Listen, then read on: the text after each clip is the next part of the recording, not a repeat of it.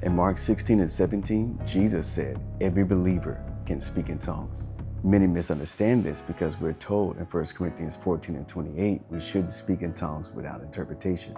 Clarity is found in understanding the difference between the tongues that Jesus talked about and the tongues Paul talked about. Mark 16 and 17, Jesus talked about new tongues. These are not the tongues Paul talked about when mentioning diversities of tongues in 1 Corinthians chapters 12 through 14. And the best way to avoid confusion, you must understand the three biblical purposes of speaking in tongues. Number one, 1 Corinthians 14 and 4. You can be speaking in tongues at times to build yourself up. Number two, 1 Corinthians 14 and 14.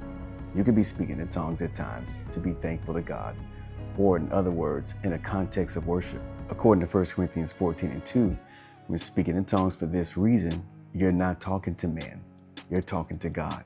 And number three, 1 Corinthians 14 and 28, you can be speaking in tongues to service people to deliver a message from God. This is why this verse also says, do not speak in tongues without interpretation. But in the same chapter, 1 Corinthians 14 and 39, it clearly says never to forbid people to speak in tongues. Why is that? If only one of three times you can be speaking in tongues where interpretation is needed, there's a greater ratio of times where you could be speaking in tongues and interpretation is not needed. The reality is, Scripture shows 2 out of 3 times you could be speaking in tongues and you do not need an interpretation.